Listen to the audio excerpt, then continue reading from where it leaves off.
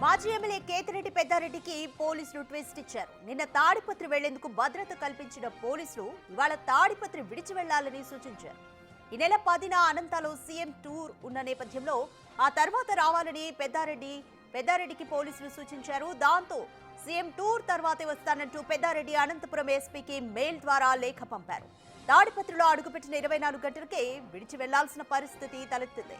తాడిపత్రి నుంచి స్వగ్రామం తిమ్మంపల్లికి వెళ్లిపోయారు కేతిరెడ్డి. సార్వత్రిక ఎన్నికల సందర్భంగా చోటు చేసుకున్న ఘర్షణలతో పెద్దారెడ్డిని తాడిపత్రి నుంచి పంపించారు పోలీసులు. ఈ క్రమంలో పెద్దారెడ్డి సుప్రీంకోర్టుకు వెళ్లి అనుమతులు తీసుకుని శనివారం తాడిపత్రికి చేరుకున్నారు.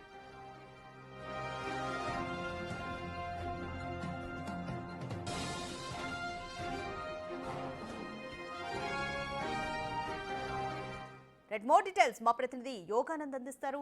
యోగానంద్, కేతిరెడ్డి పెద్దారెడ్డి తాడిపత్రిలో అడుగుపెట్టిన 24 గంటలకే వెనక్కి వెళ్లిపోవాలంటూ పోలీసులు సూచించారు. సీఎం టూర్ తర్వాత రావాలని సూచించారు. సో కేతిరెడ్డి కూడా దానికి అంగీకరించారు. కంప్లీట్ డీటెయిల్స్ ఏ విధంగా ఉన్నాయి? రాధిక, పెద్దారెడ్డి తాడిపత్రి ఎంట్రీలో ట్విస్టులు కొనసాగుతూనే ఉన్నాయి.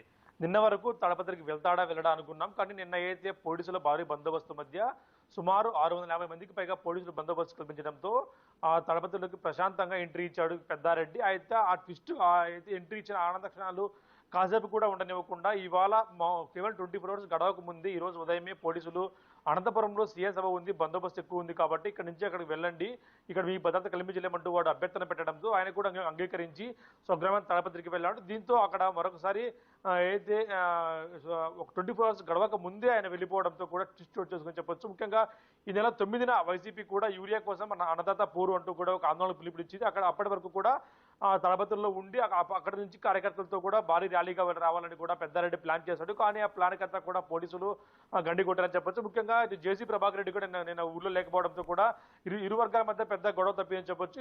ఇద్దరి మధ్య కూడా ఇకపై పోరు ఎలా ఉండబోతున్నది కూడా పూర్తి ఆసక్తికరంగా మారింది. ఎందుకంటే ఆ తాడిపత్రిలో ఉంటూ తాడిపత్రి రాజకీయం చేయడం అంత ఈజీ కాదు. ఎందుకంటే జేసీ ప్రభాకర్ రెడ్డి బలమైన వర్గం, ఇటు పెద్దారెడ్డి, రెండు బలమైన వర్గాలతో కలిసి రేపొద్దున ఎలా ఉండబోతుంది అన్నది కూడా ఇక్కడ పూర్తి ఆసక్తికరంగా మారని చెప్పడం ఉత్కంఠగా కూడా మారి. ఎందుకంటే ఇరు వర్గాలు తాడిపత్రిలో కలిస్తే గొడవలే అలాంటప్పుడు ఇరు వర్గాలు ఏదో ఒక ప్రోగ్రాం పెట్టుకుంటే మాత్రం అక్కడ రెండు వర్గాలను సముదాయం చేయడం పోలీసుల చేత కాదు. కాబట్టి ఇప్పుడు ఎలా ఉండబోతుంది రాజకీయం అనేది కూడా పూర్తి ఉత్కంఠగా మారని చెప్పొచ్చు. ఇటు తాడిపత్రి పట్టణవాసులు కూడా ఇకపై నుంచి టెన్షన్ మొదలయ్యే అవకాశం ఉంది. ఇప్పటి వరకు సుమారుగా 16 నెలలు ఎక్కడ కూడా చిన్న గొడవలు తప్పించి పెద్దగా ఏమీ లేవు. ఇప్పుడు పెద్దారెడ్డి ఎంట్రీ ఇవ్వడం, ఇరు వర్గాలు ఎక్కడైనా ముఖాముఖి ఎదురు పడితే ఆ పరిస్థితి ఎలా ఉంటుందో ఊహ కూడా అందరంత భయంకరంగా ఉండే అవకాశం ఉంది. కాబట్టి ఆ పోలీసులు దాని వరకు జాగ్రత్త తీసుకుంటూ ఉన్నారు. ఇరు వర్గాలు ఒకేసారి ప్రోగ్రాం పెట్టకుండా అన్ని చర్యలు కూడా తీసుకునేందుకు కూడా పోలీసులు సమాయత్తం అవుతున్నారని చెప్పొచ్చు. రాధిక, ముఖ్యంగా ఇటు పెద్దారెడ్డి విషయంలో పోలీసులు ఆచితూచి వ్యవహరిస్తుంది. ఎందుకంటే సుప్రీంకోర్టు ఆర్డర్స్ ఉన్నాయి కాబట్టి ఆ ఆర్డర్స్